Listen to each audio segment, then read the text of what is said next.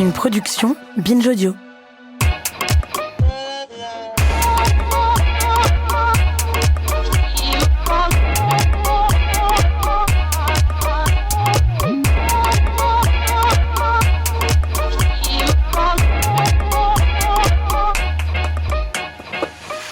Bonjour Okaya. Bonjour Grace. Bienvenue dans ce nouvel épisode de Kiffe ta race, le podcast qui saute à pieds joints dans les questions raciales. Comme vous le savez, nous parlons ici sans complexe d'arabes, d'asiatiques, de blancs, de noirs, de roms. S'il y a une catégorie difficile à définir précisément en France, c'est celle de, je mets des guillemets, gens du voyage, recouvrant à la fois des origines culturelles et ethniques prétendues et une assignation administrative. Cette catégorie est souvent manipulée de manière aléatoire par des personnes extérieures au groupe désigné. Et pourtant, malgré des contours fluctuants, cette catégorie reste bien présente dans l'imaginaire collectif national et malheureusement associée à bien des stéréotypes. Comment l'État français construit socialement et politiquement une assignation raciale ? C'est le thème de notre épisode du jour. Pour en parler, nous avons invité William Aker. Tu es juriste et chercheur impliqué dans plusieurs projets de recherche, notamment sur les politiques publiques d'accueil des gens du voyage et la lutte contre l'antiziganisme. Tu es aussi l'auteur d'un livre, Où sont les gens du voyage, paru aux éditions du Commun. Salut William. Bonjour, petite précision, je fais des projets de recherche, mais je ne suis pas affilié à un laboratoire ou quoi que ce soit, donc voilà, simplement indépendant. Pour préciser. Chercheur indépendant, s'il faut le dire. Ok, très très bien. Et donc William, merci beaucoup d'être avec nous. C'est un sujet dont on ne traite pas suffisamment dans Kiffe ta race, hein. Tous les ans, on s'en fait la remarque, mais donc on te remercie de contribuer à nourrir cette question qui est sous-traitée dans les médias. Et d'ailleurs, on va parler de ce sujet-là. Alors peut-être que tu le sais, mais dans Kiffe ta race, on a un rituel. On demande à nos invités s'ils ou elles se définissent sur le plan racial. Par exemple, Grace est perçue comme une femme asiatique et moi comme une femme noire. Est-ce que toi, tu te définis, William ? Et si oui, comment ? Alors, moi, depuis tout petit, on se définit sur un paradigme un peu différent, puisqu'on est soit voyageur, soit gadjo, en fait. Donc, moi, je suis un voyageur et les autres sont des gadjés. Et ensuite, dans la société, on va dire, en dehors de la société dans laquelle j'évolue, dans le cadre familial, je suis blanc. Ça, d'accord. C'est une certitude, sauf lorsque j'approche une caravane. Je redeviens gitan. C'est le particularisme de l'antiziganisme. C'est très fluctuant, toi. Ouais, c'est assez c'est intéressant. Bienvenue dans ce podcast de Gadget. Oui, exactement. Nous sommes gadgets, nous sommes pas... De gadji, du coup. Ah, c'est féminin ? Ouais. Gadjo, gadji, gadget. Et donc, si on était genre un homme, une femme, ce serait comment ? Gadget. Ah, ok. Voilà. Le masculin l'emporte aussi. Non, c'est une forme de. En fait, gadget, c'est un pluriel neutre. Je ne sais pas si c'est neutre, mais en tout cas, c'est un pluriel. Ok. Voilà. D'accord. Et est-ce qu'il y a un moment de ta vie, justement, où tu t'es rendu compte que ta blanchité se limitait aux abords des caravanes ? En fait, je raisonnais pas.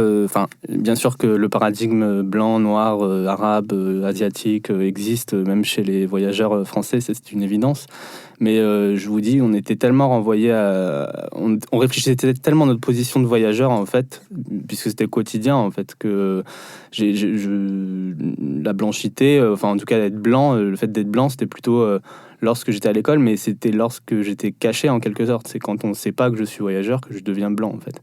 Donc là, j'ai vraiment compris, en fait, ce que c'était que d'être voyageur, et les assignations qu'on pouvait nous donner, en tout cas, lorsque j'ai quitté mon foyer familial, parce que je suis rentré à l'armée quand j'avais 18 ans.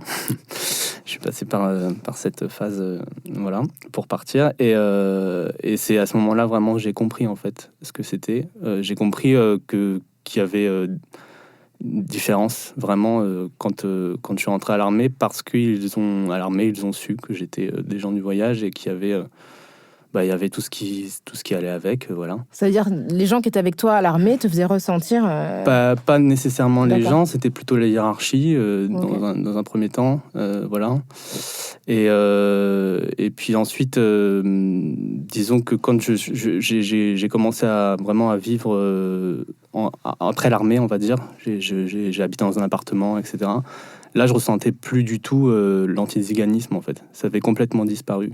Et là, c'est là que on se rend vraiment compte. C'est pour ça que je parle d'être à côté d'une caravane ou non. C'est que la perception de l'autre, elle est complètement différente. Voilà. Il y a une anecdote que tu relates dans ton livre qui m'a, je l'ai trouvée très marquante. C'est que tu dis que tu avais une copine à l'école et tu allais souvent chez elle. Et puis un jour, tu lui as parlé de chez toi et tu lui as dit j'habite par là, et elle t'a dit ah là-bas c'est dangereux, il y a des je sais plus si elle utilisait le mot gitan, mais c'est dangereux, il y a des gitans qui habitent là-bas. Et enfin, j'imagine que pour toi ça doit être tellement c'était quand elle m'a dit ça, j'ai même pas osé dire que c'était ma famille en fait. Donc c'est après que je lui ai dit, mais en fait sur le coup c'était c'est vrai que ça m'avait un peu fait rire au début, parce que j'ai l'impression que, en tout cas, je sais pas si c'est le cas pour tous les autres personnes qui peuvent subir ce genre de racisme ou autre, mais chez nous, on s'amuse beaucoup du racisme pour pas vraiment souffrir, en fait. Donc, on le détourne toujours en essayant, voilà. Et là, je pense que j'ai dû plus en rigoler que voilà, mais c'est une petite chose qui m'est restée, en fait, pendant longtemps. Il y a aussi un terme que j'aimerais bien que tu nous expliques. Tu as un chapitre qui est dédié à la terminologie, donc c'est hyper important parce que très souvent on ne sait pas à quoi correspondent les termes qu'on entend dans l'espace public. Tzigane, qui a donné anti-tziganisme, les populations roms, avec un R ou deux R, romanichel, bohémien. Et tu utilises ce terme endonyme ou exonyme. Donc l'endonyme, c'est un terme qui est utilisé à l'intérieur d'une communauté, et exonyme, c'est un terme que les autres te désignent. Évidemment, quand je vais dans un groupe asiatique, je dis pas « Salut, je suis asiatique », puisque ça n'aurait aucun sens. Chez les Vietnamiens, je suis cambodgienne. Chez les Chinois du Nord, je suis chinoise du Sud. Avec des Chinois du continent, je suis chinoise de la diaspora. Évidemment qu'on se définit par rapport à qui on a en face, parce qu'on a des choses en commun et il y a des choses qui nous séparent. Donc, toi, tu l'expliques très bien dans ton chapitre-là, tu ne te désignes pas de la même manière en fonction des gens qui sont en face de toi. D'ailleurs, tu t'es qualifié là de voyageur. Ouais. Et ce que je signale, c'est que tu le mets avec un V majuscule, en fait, dans ton livre, et que tu en parles comme d'une revendication positive. Oui, et puis presque identitaire. C'est-à-dire que derrière le mot voyageur, il n'y a pas que le mode de vie, il y a aussi les origines. C'est ça que les gens ont du mal à saisir. Pourquoi je fais ce lexique de terminologie ? Parce que, évidemment, il y a énormément de termes différents, c'est complexe à saisir. Il n'y a pas de lexique juste. Je l'explique aussi, que chacun a son lexique, et moi, c'est plus un lexique de pratique que j'ai essayé de faire. Alors, à la fois ma pratique et la pratique dans l'espace public français. Et effectivement, il est nécessaire de définir ces termes parce que on comprend, par exemple, que Tzigane est un terme qui vient de l'extérieur, c'est pas un terme qui est attribué par les voyageurs eux-mêmes ou par les communautés qui sont visées, que Tzigane vient aussi, mais pas que, mais aussi du mot esclave, en fait, de l'équivalent du mot esclave en roumain, et qu'il découle de cette période d'esclavage qui a fini au 19e siècle, l'esclave des Tziganes, qui, s'ils n'étaient pas tous roms, tous les Roms étaient esclaves, en fait. Voilà, donc c'est pour ça que les deux termes se sont collés. Ce qu'il faut peut-être dire aux auditeurs et aux auditrices, pour simplifier, c'est qu'il y a des communautés romanies, au sens large, dans lesquelles ça inclut les Manouches, les Sintés, différents groupes, voilà, donc même les Gitans, par exemple, on dit qu'ils sont dans les communautés romanies. Il y a des communautés qui sont itinérantes, type les communautés Yéniche, par exemple. En Irlande, on parle des Travellers, qui sont un peuple autochtone d'Irlande, qui cohabitent avec les Romani Travellers, qui eux sont donc des voyageurs d'origine romanie. Et en France, il y a en plus des personnes qui n'étaient ni romani ni yéniche, qui se sont mis à voyager avec les autres, et qui sont aussi inclus dans ces terminologies-là. Donc on a en fait une diversité culturelle, ethnique, entre guillemets, culturelle, religieuse, linguistique, qui est très importante et qu'on a toujours essayé de résumer à un terme générique, quel que soit l'espace en Europe. Par exemple, dans le droit européen, on parle de Roms au sens large avec un seul R, c'est pour désigner l'ensemble des peuples roms, mais par exemple, on inclut aussi les peuples yéniches, qui n'a pas vraiment de sens en termes scientifiques, on va dire. Et en France, on a toujours eu des termes juridicisants, à travers des statuts ou des catégories administratives, donc on parle de nomades, puis de gens du voyage. Et au 19e siècle, on parlait avec des catégories qui étaient plutôt des catégories en rapport avec la race. Là, on parlait de bohémiens, romanichel ou tzigane. Voilà. Et quand on parle de tzigane et d'anti-tziganisme, l'idée, c'est vraiment de pointer les processus racistes à l'égard des personnes qui sont identifiées comme la figure du tzigane. Le tzigane étant un conglomérat, en fait, de stéréotypes et de clichés. Et ces personnes sont identifiées comme telles, mais elles ne sont pas pour autant dites tziganes. Et parfois même, elles n'ont même pas d'origine romanie. Donc c'est là toute la complexité, et c'est pour ça qu'il est important, je pense, de poser les termes et de revenir sur ce terme d'antiziganisme qui est encore assez méconnu en France. Mais c'est un peu comme, juridiquement, généralement, on considère qu'il y a une forme de racisme à partir du moment où quelqu'un est identifié, c'est-à-dire qu'il appartient réellement à la catégorie ou non. En fait, la personne peut être visée par l'islamophobie, je pense, par l'islamophobie ou par une forme de racisme. Je pense par exemple à cette femme chez l'islamophobie parce qu'il y avait une femme qui avait eu un cancer, qui n'était pas du tout musulmane, mais qui portait un turban. Et en fait, elle s'était retrouvée exposée à l'islamophobie. Et là, en fait, on peut le qualifier indépendamment du fait qu'elle soit vraiment dans la catégorie. Complètement. Et puis, même au-delà de l'islamophobie, moi, c'est un terme qui me questionne aussi parce que ça cache l'arabophobie, clairement. Oui. Donc, il y a des personnes qui sont chrétiennes libanaises, par exemple, ménonites, et qui peuvent subir de l'islamophobie parce que, simplement, elles ont un visage, un phénotype ou une couleur de peau, une apparence qui correspond à l'image, à la représentation qu'on se fait des musulmans. Mais c'est exactement la même chose en fait avec les tziganes. Et ce qui est renforcé en plus, c'est que pour les peuples, on va dire, entre guillemets, tziganes, la couleur de peau n'entre pas de la même façon. C'est-à-dire que moi, par exemple, je suis d'apparence très blanche. Il y en a qui vont être d'apparence beaucoup plus mate. Moi, je suis toujours très étonné quand je vais dans un mariage chez moi ou dans un enterrement de voir des visages si différents. On a des blonds aux yeux bleus et on a des gens qui sont presque de peau noire, en fait. Donc c'est très... là aussi, c'est très particulier et c'est pas... c'est pas aussi évident que ça. C'est l'antiziganisme, il est vraiment, il a un particularisme de ce point de vue-là, je pense. Mais d'ailleurs, c'est une anecdote, ça me revient, mais je sais pas si tu te souviens, il y avait, c'était dans un environnement familial de gens qui étaient, alors je sais plus si c'était en France, mais on avait trouvé, en tout cas on avait identifié une petite fille, ouais c'est ça, une petite fille blonde, ouais. Et en fait tout le monde disait qu'il l'avait volée, c'était horrible. Oui, mais... vraiment un truc, il y avait toute une polémique, genre l'ange blond au milieu de personnes. Mais ça c'était allé très loin parce que c'était passé en Grèce, c'était parti de la Grèce, okay. Et ça s'était répandu à l'Europe entière. On avait commencé à retirer 2 familles roms des enfants blonds, en pensant, et avec tous les stéréotypes véhiculés depuis très longtemps, parce que le vol de l'enfant, en fait, c'est d'abord un stéréotype antisémite au Moyen-Âge, puis ça devient un stéréotype anti-tzigane, pareil, quelques siècles plus tard, et c'est vraiment très ancré. Et se rajoute à ça évidemment des faits divers qui peuvent être tragiques, de trafic d'enfants, qui ont pu arriver aussi, de familles roms notamment, qui font que, des familles roms adoptantes, je précise, qui font que tout ça se mêle et puis ça crée ce genre de phénomène. Il a fallu quand même dans ce cas-là des tests ADN pour prouver que c'était bien l'enfant. Mais en fait, ce qui était fou, c'était vraiment parce qu'on l'appelait l'ange blond et c'était vraiment le côté diabolisant en fait. Oui, Comment on diabolisait sa famille, on disait cette famille en fait est incapable de produire un enfant aussi angélique, donc ça peut pas être le leur. Et il y avait toute une espèce de récit vraiment hyper raciste en fait autour de l'impossibilité pour une famille. Tout à fait. Plus la facilité qu'on a en Europe à prendre les enfants des Roms, puisque que ce soit...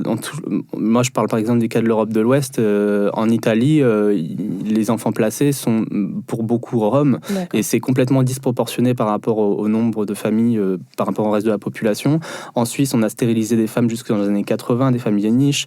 On a placé des enfants très longtemps, la Pro Juventud, qui est une asso équivalent de la Croix-Rouge en fait en Suisse, qui est une asso très importante qui continue d'exister. Donc il y a toujours eu cette facilité à prendre l'enfant du Rom et à voir le Rom comme un danger pour l'enfant. Le livre que tu as écrit, Où sont les gens du voyage, il participe à cette volonté de lutter contre l'antiziganisme, de lutter contre l'invisibilisation. Et est-ce que tu peux nous raconter comment est-ce que tu es venu à écrire ce livre, puisque le sous-titre c'est un inventaire critique des aires d'accueil. Donc il y a 2 parties dans ce livre. Une partie est clairement très historique où tu nous rappelles donc la terminologie, mais aussi la fabrication institutionnelle de la figure des gens du voyage, nomades, les statuts juridiques. Et il y a une partie qui est clairement une partie de classification où tu as fait la liste de 1358 aires répertoriées en France. Et donc tu dis que 51 sont des aires polluées, 70% sont des aires isolées et 3%, donc 40 aires qui sont en site Céveso. Est-ce que tu peux nous raconter comment tout ça c'est venu dans ce livre ? Alors, moi, quand j'ai commencé à écrire sur les gens du voyage, j'écrivais surtout sur l'histoire et le droit.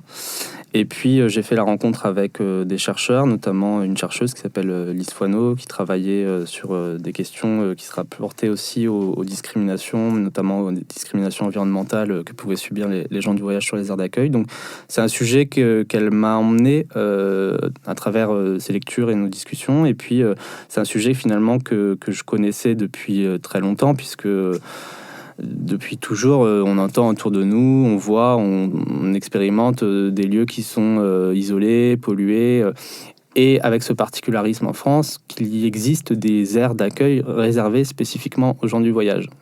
Et donc, j'ai commencé à parler de ces sujets-là aussi par le biais de Twitter. Et puis, Lubrizol est arrivé. L'usine Lubrizol à Rouen, qui est une usine Seveso, je rappelle la terminologie de Seveso, en fait, ça veut dire une usine très dangereuse. C'est une usine à risque, en fait. Hein, voilà.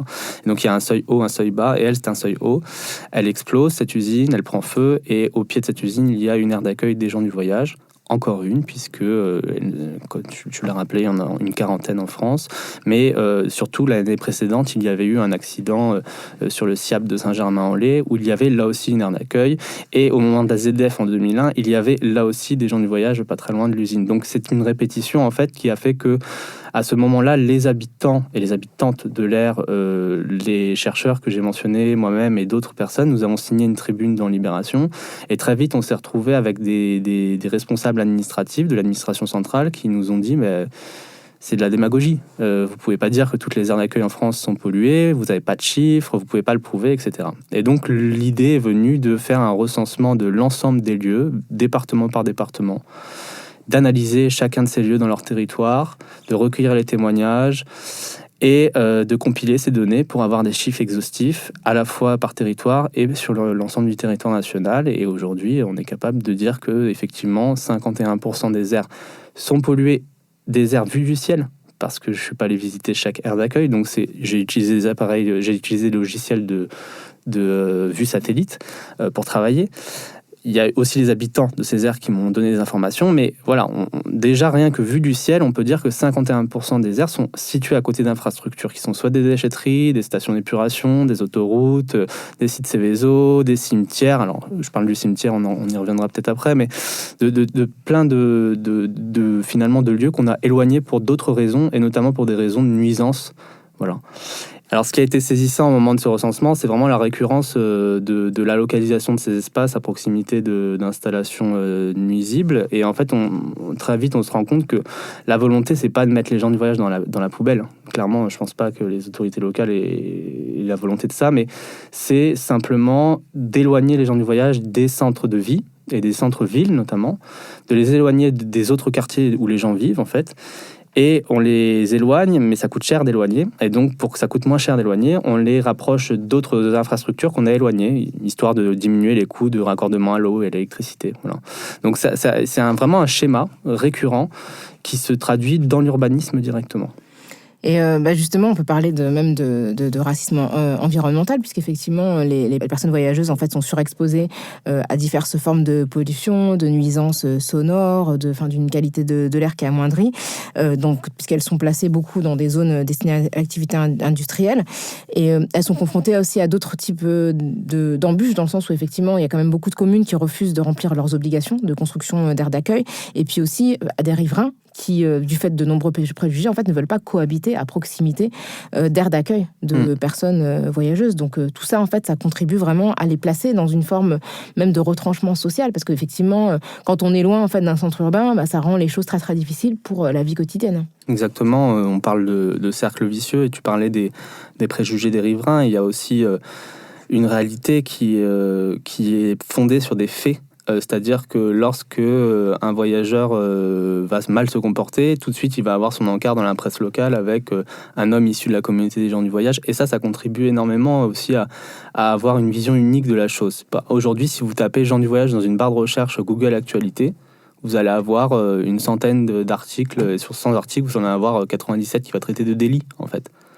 Donc forcément, on crée une image, mais je pense que ça serait à peu près la même chose si on tapait musulman, je pense que ça serait à peu près la même chose. Voilà, donc c'est encore des phénomènes qui sont Mais là, on est sur des phénomènes qui sont très visibles dans le sens où ce sont des infrastructures spécifiquement réservées aux gens du voyage. Et quand tu parles de racisme environnemental, moi, cette notion, j'ai mis du temps à l'appréhender parce que je suis pas sociologue, parce qu'on ne fait pas les choses aussi directement chez moi.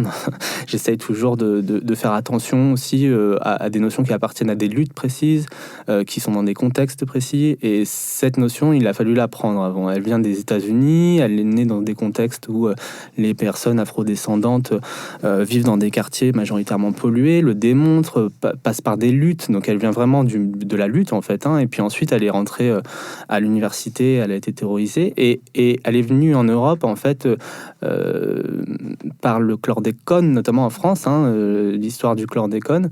Et moi, j'avais beaucoup de mal à l'utiliser parce que, effectivement, c'est des histoires qui se passent dans un contexte post-colonial ou colonial, selon la façon dont on le voit. Mais en tout cas, c'est un contexte particulier, avec une histoire particulière. Et la première utilisation qui a été faite pour les lieux de vie des Roms, c'était fait par le Bureau européen de l'environnement en 2020, qui utilise pour la première fois cette notion pour désigner en fait une situation des quartiers où les personnes roms vivent en Europe de l'Est. Et en fait, là, je me suis dit, mais ça correspond complètement à la France, puisque nous avons des lieux spécifiques pour une population qui est quand même racialisée dans le droit depuis très longtemps, et là on pourra reparler aussi peut-être après, je pense, dont des lieux qui sont choisis par la puissance publique, validés par les préfets, donc par l'État, réservés aux gens du voyage et où les gens du surplace, entre guillemets, ne peuvent pas pénétrer. Et en plus qui sont majoritairement pollués. Donc là, si on n'a pas un cas emblématique de racisme environnemental, je ne sais pas ce qu'on a. Voilà. Donc les gens du surplace, un exonyme. Puisque nous, on Complètement. ne s'autodésigne pas comme ça. Ouais, c'est ça. Non, mais c'est hyper intéressant, c'est hyper paradoxal, et parce que tu dis dans ton livre que l'habitat mobile, c'est l'un des critères qui a longtemps été utilisé pour caractériser les personnes voyageuses. Ouais. Alors que, et tu dis bien, les personnes qui décident de revendre leur maison pour vivre l'aventure itinérante en camping-car, ils ne deviennent pas des voyageurs et ils ne sont pas contraints de stationner sur des aires d'accueil. Voilà. Et c'est là tout le racisme en fait qui s'exprime, hein, puisque ce n'est pas en fait, c'est pas un critère. Finalement. Non, pas du tout. Mais alors là, pour le comprendre, là aussi, il faut revenir un peu en arrière. Je vais essayer d'être très synthétique parce que c'est une histoire qui est assez longue, mais à partir du 19e siècle, il y a une vraie inquiétude dans la société française où on se dit, il y a tout un tas de communautés dites tziganes qui arrivent sur le territoire, ça fait peur aux gens, on instrumentalise ça dans le discours politique. Dans le contexte de guerre de 1871, on dit ces gens sont mobiles, donc ils peuvent renseigner l'ennemi, etc. Donc il y a vraiment tout un conglomérat de stéréotypes qui va se former et de focales médiatiques, notamment sur la figure du tzigane, qui va se concrétiser juridiquement en 1912 par la création d'un statut nomade. Donc en fait, dans la loi de 1912, on va chercher à viser les personnes itinérantes et on va viser en fait les forains d'un côté, les marchands ambulants de l'autre et les nomades. Et les nomades, ce sont toutes les autres personnes qu'on n'a pas pu mettre dans la catégorie et qui ont un caractère ethnique. Alors c'est pas dit comme ça dans la loi, mais en gros, on appréhende leur mobilité, on appréhende leur profession qui est forcément douteuse et en fait on va leur flanquer un statut sur le dos et un statut qui est héréditaire. Ce qui fait que c'est la caractéristique de la race. C'est la caractéristique totale de la race, sauf qu'on ne le dit pas. Et en fait, le juriste, le publiciste français, donc le juriste qui manie le droit public en France, est un spécialiste de ça, mais depuis très longtemps. C'est-à-dire que... Du racisme alors, en tout cas, de contourner cette question de la race dans le droit, c'est-à-dire que la race, elle est appréhendée par des critères de droit objectif qui ne font pas référence à la race. C'est là tout l'enjeu, on va dire, et la subtilité. Par exemple, pour les gens du voyage, je disais le statut de nomade, c'était vraiment l'histoire de la mobilité, l'histoire de la profession, mais on se rend compte que la pratique administrative est venue prendre le rôle en fait d'application de la loi et à viser majoritairement les manouches, les sintés, les gitans, etc. Donc ce qui fait qu'on avait vraiment une catégorisation ethnique à tel point que lorsque l'on passe sous le régime de Vichy, on ne parle plus de nomade, mais on parle de race nomade. Donc là, ça devient complètement explicite sous Vichy. Parallèlement, en Allemagne, il y a un statut racial de Zigeuner, donc de Tziganes, qui va mener à l'extermination de 500 000 à 1 million de personnes. On ne sait pas trop bien les chiffres, mais en tout cas, énormément de personnes roms et sinti en Europe. Tu dis l'écrasante majorité en fait, des personnes roms et sinti d'Allemagne ont disparu pendant la guerre. 80%, tu disais. Oui, c'est des chiffres qui sont quasi l'équivalent de ceux des Juifs. Alors en France, on n'a pas eu ce processus d'extermination mené jusqu'à là, puisque les nomades ont été internés majoritairement par les Français dans des camps d'internement qu'on appelait aussi camps de concentration à l'époque, mais qui a changé de dénomination après la guerre. Voilà, pour bien faire la distinction entre les camps qui ont servi au processus d'extermination et ceux qui ne l'ont pas servi à ça. Mais c'était des camps où les conditions étaient tout aussi affreuses, quoi. Je veux dire, moi j'ai des membres de ma famille qui sont morts dedans. Oui, puis tu racontes aussi, tu racontes le courrier de ton arrière, enfin voilà, une arrière-grand-mère qui était justement internée, qui demande au préfet de la sortir de ces conditions de vie. Et toujours dans cette espèce de vice, c'est-à-dire qu'elle demande au préfet de la sortir des camps en disant je suis le locataire d'un terrain. Parce qu'elle croit encore que parce qu'elle peut prouver qu'elle est locataire d'un terrain, elle peut prouver qu'elle n'est pas nomade. Mais non, trop tard, le nomade est devenu une race entre-temps. Donc elle reste dans ces camps et deux de ses enfants y mourront d'ailleurs. Et ça a été un traumatisme énormissime pour nos familles. Enfin, je veux dire, aujourd'hui encore, je pense qu'une des grosses raisons pour lesquelles on a des appréhensions envers les gadgets, c'est ça, en fait. C'est ce qui nous a été transmis de cette histoire-là. Et donc, après donc, la libération des camps qui arrive à l'été 46, donc bien après celle des collaborateurs, bien après celle de tout le monde, on est obligé de libérer les nomades, finalement. Et puis, petit à petit, on va essayer de mener des politiques pour les assimiler, entre guillemets, et on viendra à changer le terme de nomade par celui de gens du voyage en 1969, où là, on appréhende encore par le fait d'être sans domicile fixe et la profession. Et ensuite, donc là, il y a moins de racialisation directe, on va dire, mais quand même, la pratique administrative racialise, ça c'est clair. Et en 2000, la loi Besson arrive, donc la loi Besson qui oblige les communes de plus de 5000 habitants à avoir une aire d'accueil, mais aussi qui définit ce que c'est qu'un gens du voyage. D'ailleurs, qu'on ne peut pas dire au singulier. Ni au féminin. Ni au féminin. C'est ce que tu dis dans ton livre. Elle définit ce que c'est qu'un gens du voyage. Elle dit un gens du voyage, c'est quelqu'un qui vit en habitat mobile traditionnel. Et ce terme traditionnel, en fait... C'est l'hérédité encore. C'est de l'hérédité. C'est ce qui distingue, en fait, la personne qui va naître dans une famille voyageuse de la personne qui va décider de vivre comme un voyageur, qui, elle, n'aura pas à vivre dans une aire d'accueil. Et donc là, il y a ensuite, au niveau de l'accueil de l'habitat mobile public, on va dire en France, donc les aires d'accueil, les aires de camping-car, les campings municipaux, etc. Il y a une distinction totale, en tout cas une forme d'imperméabilisme entre les gens du voyage d'un côté et les gadgets de l'autre. Les gadgets auront accès aux camping-cars, aux campings municipaux, et les gens du voyage aux aires d'accueil. Quand bien même ils aient un camping-car, c'est pas grave. Ce que tu démontres, c'est que justement, ce qui caractérise la race, en fait, c'est sa permanence qui survit en fait aux générations. Donc on va développer sur toute cette catégorisation administrative de la figure des gens du voyage.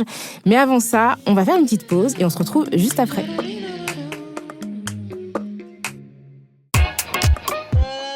Dans la pratique administrative et dans la pratique policière aussi, il y a l'existence des livrets et des carnets. Elles n'ont pris fin qu'en 2017, c'est-à-dire il y a à peu près 4 ans. Donc, 2017 avec une période transitoire en 2019. Donc, et encore, dans certaines aires d'accueil, on continue de les réclamer quand bien même c'est toujours illégal. Donc les carnets, en fait, pour revenir là aussi, un peu page d'histoire, hein, les carnets anthropométriques, c'est un peu la succession des passeports de l'intérieur qui existaient au 19e siècle, qu'on donnait aux prostituées, enfin aux femmes travailleuses du sexe et aux vagabonds, on va dire. Et ces carnets anthropométriques, eux, une visée tout à fait racialisante également. Alors, juste pour qu'on soit clair pour les gens qui nous écoutent, en fait, il s'agit de documents d'identité spécifiques qui sont requis pour les gens qui ont le statut juridique de gens du voyage. De nomades en 1912. Et à partir de 69, en fait, c'est un livret de circulation. C'est un carnet et un livret de circulation. Ça change de nom, mais c'est grosso modo la même chose. En 1912, en fait, on va avoir donc dans le carnet toute la question des mesures des membres, parce qu'on est en pleine anthropologie raciale, etc. On mesure encore les membres, la taille du nez, etc. Donc on a toutes ces choses-là, le relevé d'empreinte, la photo, de face, de profil. On a un carnet de vaccination dès 1912, prophylaxie en fait. Et ensuite, on a aussi, surtout ce qui est important, c'est la partie visa, puisque lorsqu'on rentrait dans une ville, on avait un visa, donc de 2 jours généralement, au terme duquel il fallait sortir de la ville. Et donc en fait, il y avait aussi une forme d'itinérance forcée de la sorte, où on était obligé de changer de ville dans certaines régions quasiment tous les 2 jours, parce qu'on nous virait en fait.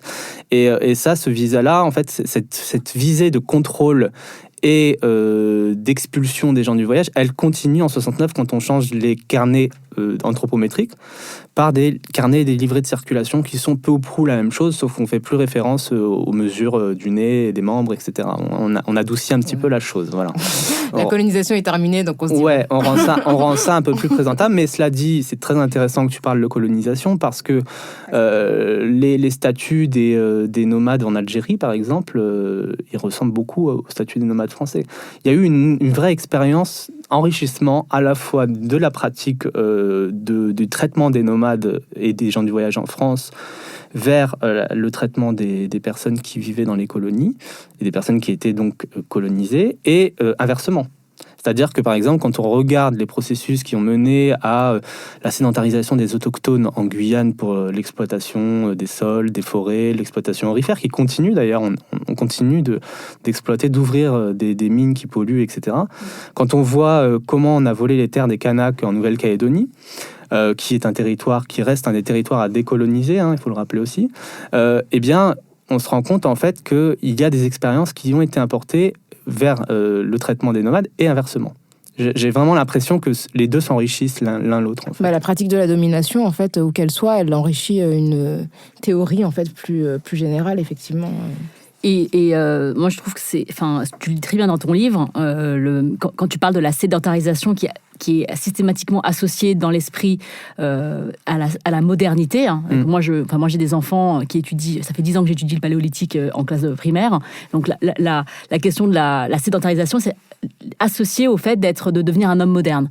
Et que donc, tu dis dans ton livre que c'est une violence en fait symbolique supplémentaire que subissent les voyageurs, dans le sens où ils se posent la question de savoir quel est l'habitat dans lequel ils veulent vivre, et parfois ils le vivent comme une violence de devoir devenir sédentaire, et ça c'est, je veux dire, moi en tant que personne gadget, j'ai toujours... c'est des questions que je me suis régulièrement posées en me disant, mais ça veut dire quoi être nomade, en fait ? Et là, tu l'expliques dans ton livre, c'est une vision... c'est ta vision personnelle, mais c'est une vision de la vie, du mouvement, de l'appréhension de l'espace. Et ça, c'est vraiment en contradiction avec ce qu'on nous apprend. La propriété, être propriétaire, avoir notre lopin de terre, tout ça, c'est extrêmement saisissant. C'est intéressant parce que moi, je suis originaire d'un groupe nomade, en fait, qui est un groupe commerçant, les Peuls, en fait, qui est assez itinérant en Afrique, qui serait originaire d'Afrique de l'Est, mais qui est itinérant en Afrique de l'Ouest, qui fait que mon nom de famille, on le retrouve un peu partout. Mais parce qu'il y a eu cette itinérance qui, je pense, a été aussi fixée par la colonisation. Mais c'est vrai que du coup, on associe, en tout cas à ce groupe, une certaine forme de prestige, parce que c'est un groupe de commerçants qui était perçu comme assez fortuné. Donc c'est aussi intéressant de voir... Et oui, en fait, c'est pas tant le nomadisme qui pose problème ou la sédentarisation. Ce qui pose problème, c'est le nomadisme tzigane. C'est très différent. C'est-à-dire que là aussi, on a racialisé les pratiques de l'itinérance. Déjà, quand on utilise le terme nomadisme, c'est pas tout à fait juste, parce que souvent, Rocaille dit très bien, le nomadisme, c'est associé soit à la marchandisation, soit à de l'élevage dans beaucoup de régions du monde. Et donc, il y a cette espèce aussi de prestige qui peut en découler. Nous, notre nomadisme, il est associé à la mendicité, au vol, à la rapine, au danger, etc. Donc, déjà, parler de nomadisme, c'est déjà de la racialisation, dans le sens où, et l'historienne Henrietta Seo en parle très bien, elle parle de nomadisme tzigane comme une construction politique. C'est pour ça qu'il y a des voyageurs qui aujourd'hui revendiquent plutôt le terme d'itinérance, et que ce mode de vie itinérant qui est en fait tout simplement qui est pas propre au groupe entre guillemets tzigane, parce qu'il y a des Roms qui ne voyagent pas, il y a des Roms qui sont sédentaires depuis très longtemps. Enfin, c'est pas quelque chose qui est propre à notre groupe, mais c'est vraiment quelque chose c'est le critère de droit objectif par lequel on a appréhendé la question tzigane en France. Et donc, forcément, ça nous a réduit à ça. Et tu dis d'ailleurs qu'il y a des personnes non voyageuses qui sont plus mobiles que des personnes voyageuses. Et oui. Et c'est la même différence qu'il y a entre expatriés et immigrants ou migrants. C'est-à-dire, le seul critère, c'est un critère de race. On peut dire ça, in fine, puisque en fait, ce qui est intéressant, alors évidemment, il y a des voyageurs qui ont intégré le mode de vie itinérant comme quelque chose de traditionnel et qui fait partie intégrante. Et moi, quand je raconte ma vision du voyage, je dis qu'elle est personnelle, parce que c'est vraiment une construction qui est presque émotionnelle, le voyage. Voilà, donc être coupé de ça, c'est être coupé aussi de presque on pourrait dire de ses racines, si on voudrait grossir un peu le trait, mais c'est ce qui se passe dans beaucoup de gens qui le vivent comme une souffrance. Moi, par exemple, j'ai des tantes qu'on a voulu sédentariser, qui sont revenus aux caravanes. Et il y a plein de gens qu'on a voulu sédentariser, on leur a proposé des maisons, des habitats adaptés, etc. Et ensuite, ils reviennent aux caravanes parce qu'ils ne supportent pas ça. Ils ont l'impression de vivre emprisonnés dans une maison. Ce qui est fou, en fait. Ça parle pas au grand public parce que pour le grand public, avoir une maison, c'est être installé, c'est avoir une situation, c'est être libre en quelque sorte. Et pour beaucoup de voyageurs, avoir une maison, quelque part, ça peut être une forme d'enfermement, surtout si on ne voyage plus. Et ça, en fait, ces processus de sédentarisation, ça a fait qu'on a modifié aussi la façon de voyager en France. C'est-à-dire qu'avant, on voyageait en petits groupes familiaux, etc. Et évidemment, plus on a restreint ce champ de possibilités du voyage individuel, et plus les gens se sont mis à voyager en grand groupe, en fait. Et à voyager une partie de l'année en grand groupe, c'est-à-dire la période estivale, c'est ce qu'on appelle les grands passages. C'est là où on voit ces centaines de caravanes qui arrivent d'un coup. Et ça, eh bien, c'est alimenté par le combat permanent que mène le gouvernement contre le voyage individuel, qui fait que eh bien, les gens voyagent en grand groupe pour jouer aussi du rapport de force, quelque part, et pour pas disparaître. Là aussi, je termine là-dessus sur la sédentarisation. Quand on parle de sédentarisation comme d'un modernisme ou comme d'une preuve de civilisation presque, ça envoie un message aux gens du voyage en leur disant « pour que vous soyez acceptés dans la société, il faut que vous disparaissiez », en fait. Voilà. Et ça, c'est vraiment un des fondements de l'antiziganisme en France.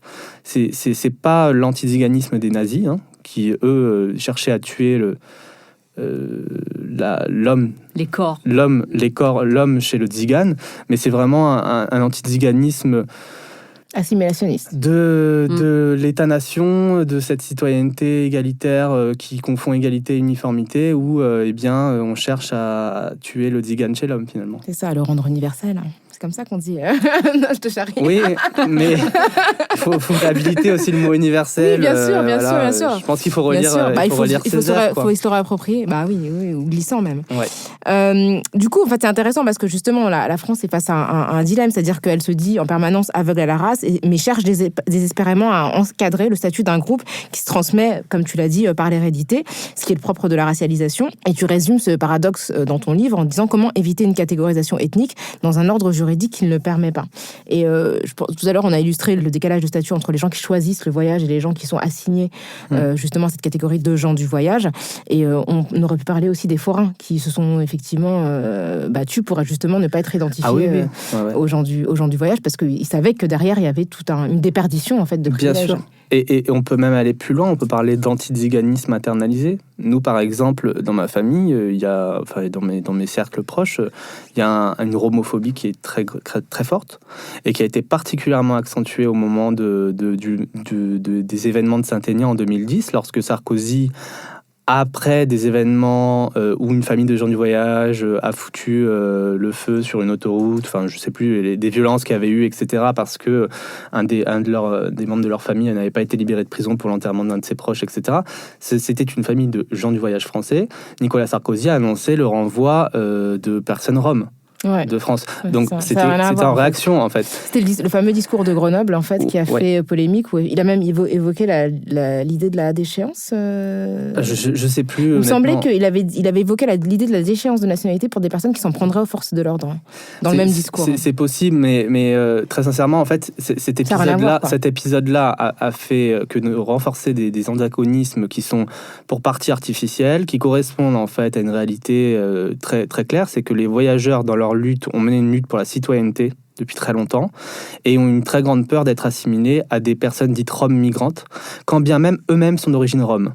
Et ça, en fait, on s'en rend pas compte, mais c'est une catastrophe et c'est une catastrophe derrière pour les personnes qui cherchent à vraiment lutter contre l'antiziganisme, parce qu'il y a énormément de divisions, même à l'intérieur des groupes qui sont concernés par l'antiziganisme. Donc, un des grands enjeux aujourd'hui, c'est vraiment d'apporter ce discours pour que les jeunes puissent comprendre d'où viennent ces divisions et comment comment passer outre. C'est comme s'il y avait des gradations, une hiérarchie en fait entre les Roms étrangers, les gens du voyage qui sont français depuis très longtemps et que d'une certaine manière on préférait en fait se rapprocher le plus de la citoyenneté française et mettre de côté les personnes qui ne sont pas françaises parce que d'une certaine manière on n'a pas envie de vivre la xénophobie qu'ils subissent, quoi. Alors il y a ça, et puis après il faut évidemment pas généraliser. Il y a aussi des voyageurs qui sont dans la défense des Roms migrants, d'immigrants, et qui ont complètement conscience qu'ils partagent au moins un capital linguistique, culturel en commun, et que il y a beaucoup de voyageurs qui disent les Roms migrants d'aujourd'hui, c'était nous il y a 50 ans. Donc aussi, il y a cette chose-là de dire, voilà, on a une responsabilité aussi de pouvoir les accompagner, mais il est important de saisir aussi les divisions que peut créer et comment ça peut être instrumentalisé politiquement, ces différences, en fait. Voilà. Une partie de ton livre est dédiée à cette construction médiatique de la figure du, entre guillemets, tzigane, parce que tu fais aussi la liste de la récurrence des paroles publiques qui construisent une image extrêmement négative des voyageurs. Alors, il y a quelques titres de presse, d'émissions, des exemples. Enfants de gitans, une vie de roi, c'était une émission. Violence, tradition, mariage, plongée au cœur de la communauté des gens du voyage. Délinquance, la route des Roms, dont tu l'as rappelé tout au long de cette émission. C'est-à-dire que les images qui sont associées aux personnes voyageuses, c'est forcément des images d'une menace, de danger, et c'est voilà, récurrent et ça construit, c'est même internalisé par une partie des populations puisqu'elles baignent dans cet espace public où ces paroles-là sont constamment rappelées. Donc effectivement, je disais tout à l'heure, quand on tape gens du voyage sur une barre de recherche Google, on a à peu près 97% des articles qui vont parler de délits, délinquance, etc. Alors, il y a deux types d'articles, globalement. Il y a l'article, en fait, où le gens du voyage sort de la place auquel on l'a assigné, c'est-à-dire l'aire d'accueil. Tant qu'il est dans son aire d'accueil tranquille, on n'en parle pas. On ne le voit pas, il est complètement invisible. Dès lors qu'il sort de son aire d'accueil pour X ou Y raison, là, il est dans une position de délit, de délictuel. Donc ça, en fait, c'est un héritage du délit de vagabondage qui a existé dans le 19e siècle et qui s'est terminé dans les années 90. Et c'est vraiment comment criminaliser un mode de vie. Voilà. Donc, dès lors qu'on sort de l'aire d'accueil, on est tout de suite en situation d'illégalité. Aujourd'hui, il y a même des amendes forfaitaires qui ont été créées spécifiquement pour les gens du voyage. Ça, c'est pas de la racialisation ou une loi qui pose problème de ce point de vue-là. Je sais pas ce que c'est. C'est comme la police des Noirs, en fait. Ou c'est comme les amendes forfaitaires sur les jeunes dans les cages d'escalier. On sait très bien qui on vise. Ouais, bien sûr. Voilà, on sait très bien qu'on réglemente la circulation de groupes particuliers. Voilà. On détourne la loi pour pas. Et on sait très bien que ça n'a pas visé les jeunes dans les cages d'escalier de Paris 16e. Ouais. Ça a visé les jeunes dans les cages d'escalier de Bondy, d'Evry, on sait très bien où ça va aller. Et si vous voulez, en fait, ce côté de vraiment de construction du délit, c'est-à-dire dès lors qu'on sort de sa place assignée, on est en position de délit, eh bien ça fait que dès lors qu'en fait on est visible dans l'espace public, on est en position de délit. Et ce qui fait qu'on associe gens du voyage à délit. Et en plus, il y a une autre pratique qui consiste à associer systématiquement, lorsqu'on traite d'un fait divers qui intègre une personne gens du voyage, on va tout de suite citer son origine. Comme si ça avait un lien avec le fait divers. Je donne un exemple très, très concret. Il y a de cela un peu moins d'un mois, il y a un ami de mon frère qui est décédé, en fait, qui a été tué, qui s'est pris une balle dans le cou. Et cette balle a été tirée, en fait, par une personne qui souffrait de crise psychotique. Les deux étaient gens du voyage. Le Parisien a titré « Deux gens du voyage se sont entretués », enfin bon, bref, dans un camp de gens du voyage. C'était ça les premiers titres, en fait. Et quand on regarde, en fait, c'était pas du tout un camp déjà, c'était une rue où il y avait des maisons avec des caravanes, donc on peut pas appeler ça un camp, mais voilà, on a renvoyé à cette image du camp, de la tribu, etc. Et on a parlé de gens du voyage. Les commentaires, c'était règlement de compte, ils ont volé trop de cuivre, un tel. Et en fait, on est passé d'un drame qui est un drame presque familial, lié à une crise psychotique qui n'a rien à voir avec une quelconque forme de délinquance ou quoi que ce soit, à quelque chose qui correspond à l'ensemble des biais et des clichés qu'on se fait des gens du voyage. Ça, c'est très dur de sortir de ces représentations-là. Et effectivement, parfois, ça peut être internalisé dans le sens où, comme je disais tout à l'heure, parfois, au lieu de souffrir du racisme, on en joue. Et parfois, faire peur, ça peut être intéressant dans certaines situations, notamment pour se débarrasser de certains phénomènes, voilà. Et donc, effectivement, ça se ressent même dans le langage, en fait. Par exemple, la langue chez les voyageurs, on l'utilise pour pas que les gadgets nous comprennent. On l'utilise. Moi, dans mon cadre familial, on l'utilise pas entre nous. On l'utilise que lorsqu'on veut pas que des gadgets nous comprennent à côté. Donc il y a toute une pratique derrière qui résulte de ces phénomènes-là, qui sont intéressantes à observer, évidemment. Et donc, il y a quelque chose d'assez paradoxal, c'est qu'il y a énormément d'articles de presse ou d'émissions qui font référence aux gens du voyage ou enfin ce qu'on appelle les tziganes, etc., entre guillemets. Mais en fait, ce sont des personnes qui ont très très peu la parole. Donc je voudrais qu'on écoute un extrait qui illustre bien ce fait. Louis est un jeune étudiant en droit. À seulement 22 ans, il fait déjà beaucoup parler de lui. Les plateaux de télévision, il les connaît bien. Depuis quelques mois même, il est devenu incontournable dans les médias. Son cheval de bataille, les gens du voyage. Rencontre avec un phénomène qui a fait des tziganes sa seconde famille. Alors, c'est un extrait d'un doc qui s'appelle Aristomanouche. Et Ah non, mais là... Pardon, Louis Gouillon de Matignon, donc c'est lui dont on parle. Ça date de 2013 et c'est vrai que c'est une personne dont tu parles dans ton livre, dont on a énormément vu, qui s'est un peu érigé comme le porte-parole des entre guillemets gens du voyage, qui est quelqu'un qui est issu de l'aristocratie française. Et je trouvais ça absolument incroyable de voir qu'un homme blanc qui n'était absolument pas voyageur était devenu un peu le sauveur blanc de ces communautés. Et que ça gênait personne. Et surtout, non seulement ça gênait personne, il était sur tous les plateaux, vraiment vu comme quelqu'un de très généreux, et qu'en plus, c'était un moment où, en fait, les personnes concernées n'avaient jamais la parole, comme aujourd'hui, en fait, elles ne parlaient jamais pour elles. C'est-à-dire que soit on les décrit dans des faits divers plus ou moins sordides, donc avec un vocabulaire extrêmement négatif, soit c'est justement ce Louis Gouillon de Matignon qui devient... voilà. Ouais, alors je ne veux pas parler de la personne parce que je ne le connais pas personnellement et je me fiche un peu en fait de son parcours, mais simplement pour dire qu'effectivement c'est symptomatique en fait de comment une personnalité qui n'a pas été élevée chez les voyageurs, qui n'est pas voyageur, qui devient roi des tziganes, parce que c'est quand même ça qu'on lui a attribué aussi comme qualificatif dans les médias, parce que c'est vrai que c'est une personnalité complètement décalée, qui de l'aristocratie, qui a appris à parler manouche, qui parlait aussi aux voyageurs, qui fascinait quelque part les voyageurs, et qui a commencé à prendre tout l'espace médiatique, et avec tous les travers que ça entraîne. C'est-à-dire que y avait certains voyageurs qui le poussaient à ça en disant « mais vas-y, tu parles trop bien », parce qu'il y a aussi un gros manque de confiance parmi les voyageurs pour prendre la parole, ça c'est une vérité. Et ça, ça en entraînait un engrenage où les médias, pour eux, c'était un client facile, parce que, waouh, un aristocrate chez les gitans, mais c'est incroyable. Enfin, en plus, il parle gitan, il connaît leurs us et coutumes, voilà. Donc ça a été une personnalité, mais il y en a eu plein d'autres en fait, et c'est ça qui est assez dingue, c'est que soit en fait on a des personnalités qui sont assez fantasques en plus, donc assez loufoques, assez fantasques, qui se déclarent roi des tziganes, princesse tzigane, etc.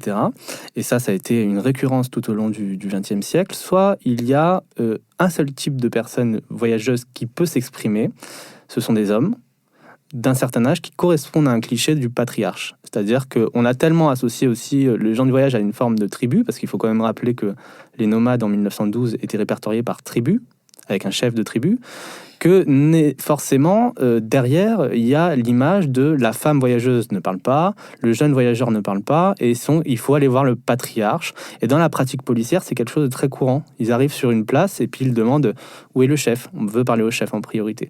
Donc ça, en fait, aujourd'hui, la vraie importance pour moi, et puis je pense pour plein d'autres, c'est de faire émerger et des paroles jeunes et des paroles féminines. Parce qu'on ne peut pas porter des discours de lutte sans 50% des personnes en lutte. Donc, et surtout que sur le terrain, ce sont majoritairement des femmes qui portent les luttes. Voilà. Et tu cites dans ton livre d'ailleurs Anina Ciuciu, qui est avocate et qui a écrit un livre sur son parcours que nous avons reçu dans Kif Taras et qui porte bien cette parole. Ouais, et qui est très bien investi justement dans les questions de scolarisation qui sont très très importantes. Ouais.